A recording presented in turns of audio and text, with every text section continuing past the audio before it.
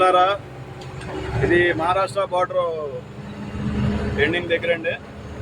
కాటా పెట్టాను. నాది వెయిట్ అయితే ఎక్కువేం లేదు.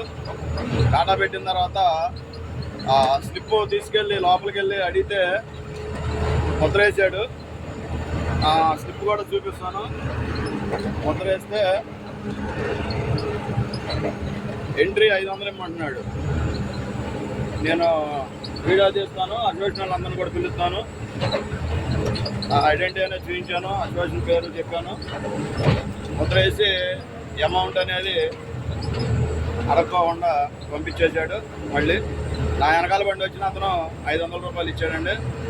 నేను అడిగి మాట్లాడుతుంటే అతను మేము ఇవ్వాలే అని చెప్పి నన్ను అన్నాడు. ఇంకోటి ఏంటంటే కొత్తగా మొదలు పెట్టారు, అమౌంట్ అనేది ఇవ్వాలి తప్పదు అని చెప్పి అంటున్నారు.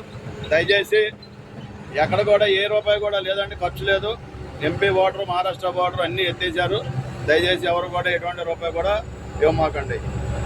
All India truckers and helpline, Ramakrishna Gurrala, Vijayawada, state secretary.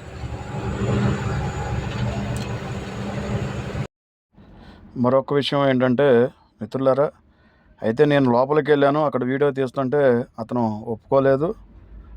ఏదైతే నా వెనకాల తమిళనాడు బండి అతను కూడా 500 రూపాయలు ఇచ్చి వెళ్ళాడు. అలాగే కంటైనర్ బాక్స్ కూడా 500 రూపాయలు ఇచ్చి వెళ్ళడం జరిగింది. వాళ్ళని అడిగితే మేము ఇవ్వాలండి అని చెప్పారు. దయచేసి కూడా ఎక్కడ కూడా ఏ బోర్డర్లో కూడా రూపాయి అవసరం లేదు.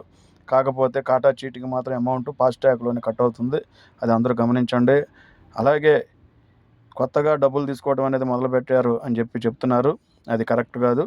దయచేసి ఇటు నాగపూర్ నుంచి భూపాల్ వెళ్ళే రోడ్డు అండి.